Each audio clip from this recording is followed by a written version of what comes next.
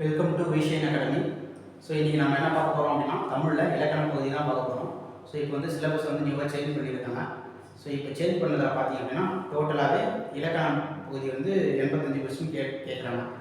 So நார்மலாக வந்து முன்னாடிலாம் எப்படி கேட்பாங்க, 100 கொஸ்டின் இருக்குது அப்படின்னா ஒரு 70 கொஸ்டின் வந்து இலக்கியம் உரைநடையிலேருந்து கேட்பாங்க. ஒரு 30 கொஸ்டின்லேருந்து ஒரு 25 கொஸ்டின்லேருந்து ஒரு 30 கொஸ்டின் வரைக்கும் இலக்கணத்திலேருந்து கேட்பாங்க. சரியா? ஆனால் இப்போ வந்து டோட்டலாக என்ன பண்ணிட்டாங்க அப்படின்னா இப்படி தலையிடாக மாற்றிட்டாங்க. ஸோ எப்படி அப்படின்னா இலக்கியம் உரைநடையிலிருந்து வெறும் 15 கொஸ்டின் மட்டுமே, இலக்கணத்திலிருந்து வந்து பார்த்தீங்க அப்படின்னா மொத்தம் வந்து ஒரு 85 கொஸ்டின் கேட்குறாங்க. சரியா? அப்போ டோட்டலாக இலக்கணத்துக்கே வந்து ஒரு முக்கியத்துவம் கொடுக்குறாங்க.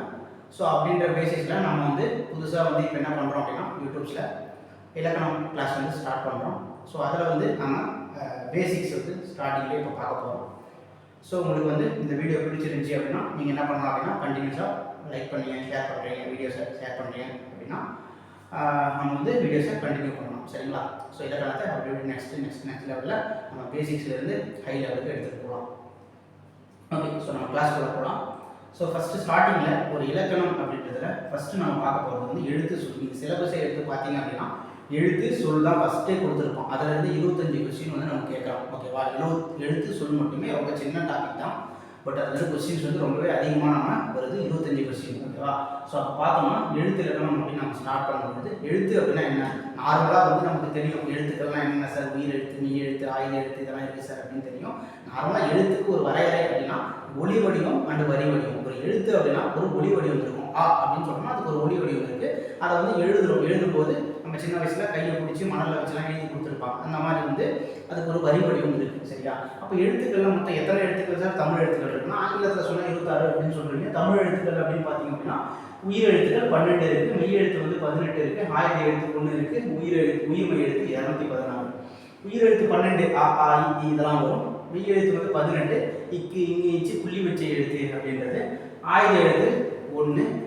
உயிர்மெய் எழுத்து, அதாவது உயிர் எழுத்தும் மெய் எழுத்தும் சேர்ந்து உருவாகக்கூடிய எழுத்து தான் நான் என்ன சொல்லுவேன், உயிர்மெய் எழுத்துன்னு சொல்லுவேன். இப்போ வந்து ஒரு இக்கு அப்படின்னு இருக்கு. ஓகேவா? ஸோ இக்கு இருக்கு, ஆ இருக்கு, இது ரெண்டும் சேர்ந்து தான் என்ன பண்ணுது, கா அப்படின்றது உருவாகுது. அப்போ இது வந்து மெய் எழுத்து, இது உயிர் எழுத்து, உயிரும் மெய்யும் சேர்ந்து உயிர்மெய் வந்து உருவாகுது. சரியா?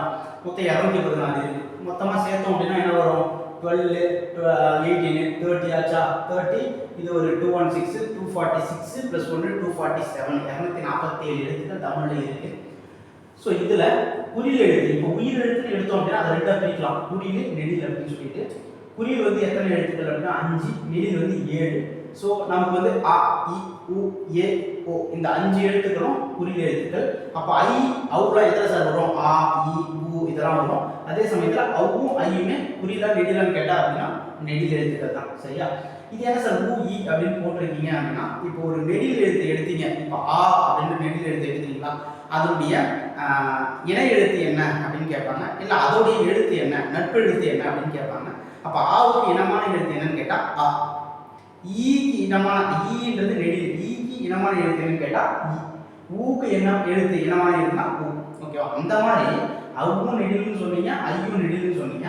அப்போ அவுக்கு இனமான எழுத்து என்னன்னு கேட்டால் அவு அப்படின்னு சொல்லும்போது ஊ சவுண்டில் முடியறதுனால ஊ, ஐயும் சொல்லும்போது ஈ சவுண்டில் முடியறதுனால ஈ. சரியா? அப்போ இதெல்லாம் எதுக்காக தெரிஞ்சுக்கணும் அப்படின்னா பின்னாடி நம்ம வந்து இலக்கணத்தை எழுத்து இலக்கணத்தில் நம்ம அந்த சார்பு எழுத்துக்கள் வகைகள்லாம் பார்க்கும்போது இதெல்லாம் ரொம்பவே யூஸ்ஃபுல்லாக இருக்கும்ன்றதால தான் இதெல்லாம் நான் முன்னாடியே சொல்கிறேன். இந்த மாதிரி வந்து உயிர் எழுத்து 7 + 5 12 பிரிக்கிறோம்.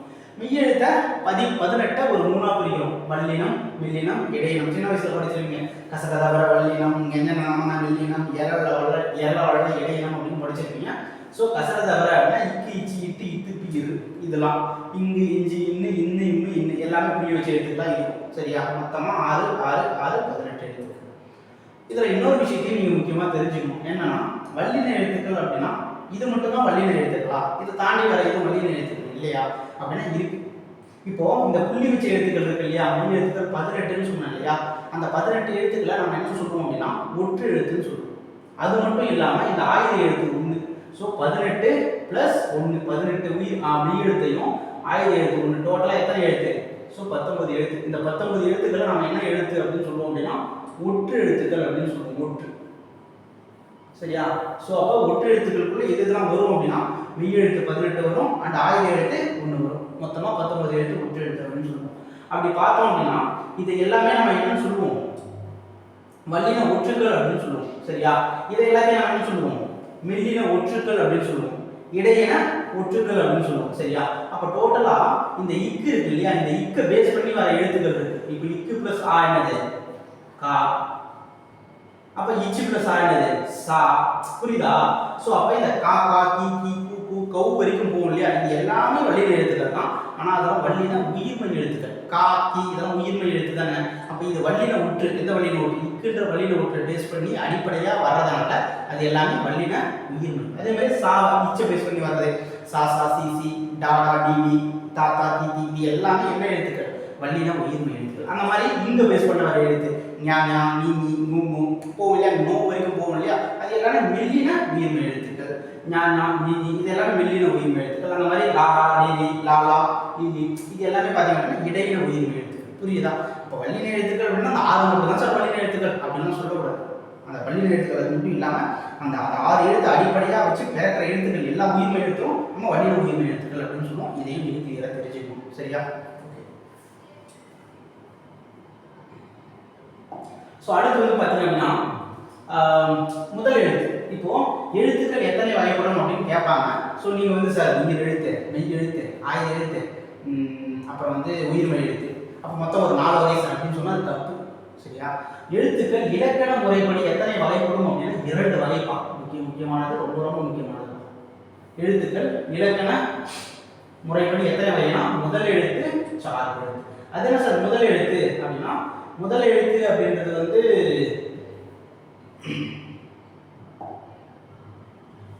30, உயிரெழுத்து 12, மெய்யெழுத்து 18. ஸோ டோட்டலாக எத்தனை எழுத்துக்கள் இருக்கு? 30 எழுத்துக்கள் இருக்கு முதல் எழுத்து. சார்பு எழுத்து வந்து பார்த்தீங்க அப்படின்னா 10. சரியா? முதல் எழுத்து வந்து உயிரெழுத்து 12, மெய்யெழுத்து 18. இந்த 30 எழுத்துக்களை சார்ந்து வரக்கூடிய எழுத்துக்கள் தான் என்ன சொல்லுவேன்? சார்பு எழுத்துக்கள்னு சொல்லுவேன். சார்பு எழுத்துக்கள் வந்து மொத்தம் பார்த்தீங்க அப்படின்னா 10 எழுத்துக்கள் இருக்கு. இந்த 10 என்னென்ன அப்படின்றத எழுதி போட்டிருக்கேன். உயிர்மெய், ஆயுதம், உயிரளபடை, ஒற்றளபடை, குற்றியல், உகரம், குற்றியல், லிகரம், ஐகார குறுக்கம், அவகார குறுக்கம், மகர குறுக்கம், ஆயுத குறுக்கம் அப்படின்றது. ஓகேவா? ஸோ உயிர்மெய், ஆயுதம், உயிரளபடை, ஒற்றளபடை, குற்றியல், உகரம், குற்றியல், லிகரம், ஐகார குறுக்கம், அவகார குறுக்கம், மகர குறுக்கம், ஆயுத குறுக்கம். ஓகேவா? ஸோ இந்த சார்பு எழுத்துக்கள் வகைகள் 10 வகைகள் இருக்கு இல்லையா, இந்த 10 வகைகளை நம்ம கிளியராக படிச்சுட்டோம் அப்படின்னா எழுத்திருக்கணுமே போவார். புரியுதா? ஓகே. ஸோ வீடியோ பிடிச்சிருந்தா லைக் பண்ணுங்கள், ஷேர் பண்ணுங்கள். ஏதாச்சும் இதில் தவறு இருந்துச்சு அப்படின்னா கமெண்ட் பண்ணுங்கள். அதை நெக்ஸ்ட் வீடியோவில் நம்ம திருத்திக்கலாம். இதை வந்து வீடியோ கண்டினியூ பண்ணணும் அப்படின்னா ஸோ லைக் பண்ணுங்கள். தேங்க்யூ.